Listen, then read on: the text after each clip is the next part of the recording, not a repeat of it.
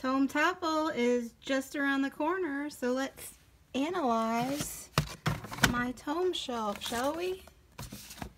Hey, it's Doris with Aldi Books, and I am here to think about my Tome Topple TBR. I've been waiting for Tome Topple to come around for several months now because I guess as you saw a minute ago, I have quite a few tomes. These are my mega tomes. I'm sure I have more tomes on my shelves. In booktube jargon, that's a book 500 pages and up, but these are significant tomes here, and I don't know, I probably will only read a couple of these right now. I know Tome Topple is the first couple weeks of July, and I'm planning on extending it to like the whole month of July, so I could possibly squeeze in, you know, more tomes. But I also have a lot of other things I want to read, and I will link one of the Tome Topple official announcement videos in the description box, so if you're interested you can get more specific details. But yeah, I just thought I like those videos where I show you what I have and you help me decide. So I'm just going to show you what I have and how I ended up with these tomes, not necessarily what they're about. You tell me. So which ones of these should I pick up first? What do you think? Let's just dive in. Of course I have The Luminaries by Eleanor Catton. This is a booktube darling, a Man Booker winner, and people just gush about it. Steve Donahue has, like, I don't know, 6 copies on his mantle. So yeah, that is definite. I think this is going to be a great book when I get to it. I have The Infinite Jest, which I think this is Sophie from Portal in the Pages, her favorite book by David Foster Wallace. It's a national bestseller. What do you think?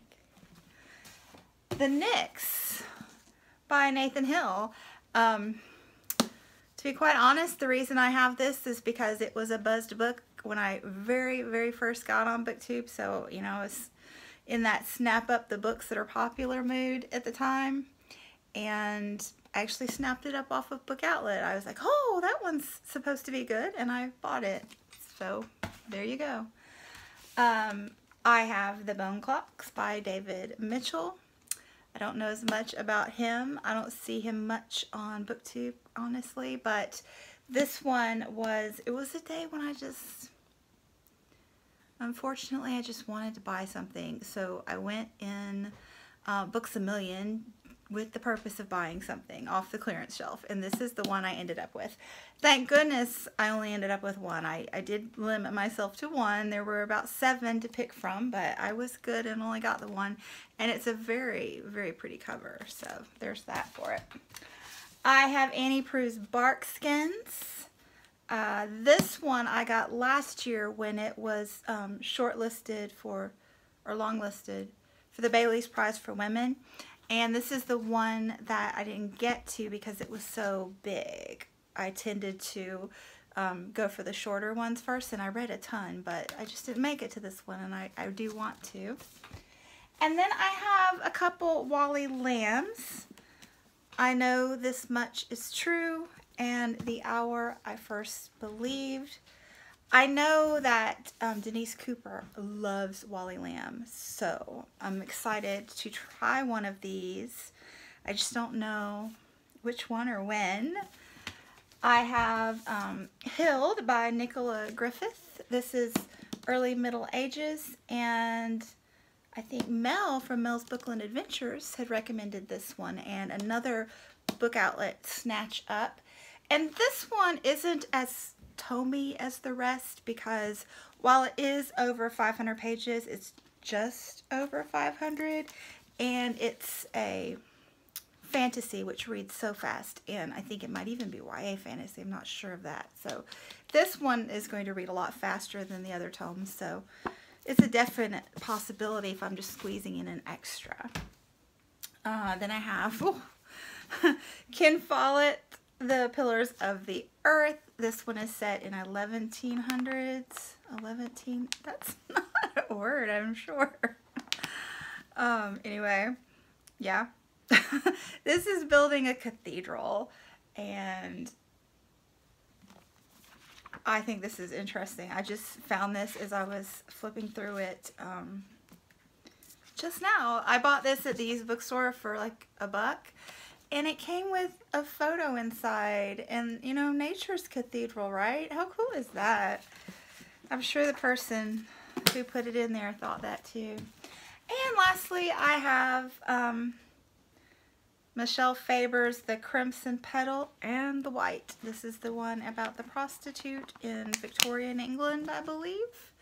So yeah, what do you think? I am kind of drawn to this one because I've been reading some Anya Seton lately, and have been more interested in medieval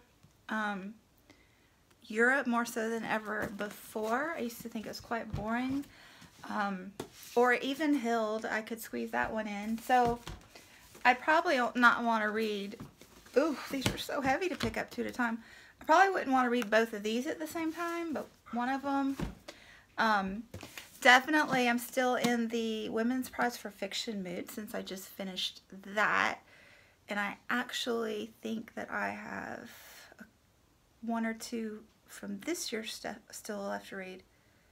Yeah, The Ministry of Utmost Happiness I still have to read from this year, and then this one from last year. So it would be neat to have read all of those from both years. What else? Like I said, I'd be interested in one of the Wally Lambs just because I have two, and the Luminaries, you know, but I'm not sure what time of year is best for that. Is there a time of year for that one? Anyway, what do you think? Which one should I read? 2 or 3? Tell me below, and I will tally up the votes and think about this and get excited for Tome Topple. And check the description box if you're interested in participating. I think it's a really fun readathon. Thanks for watching, and I'll talk to you soon. Bye!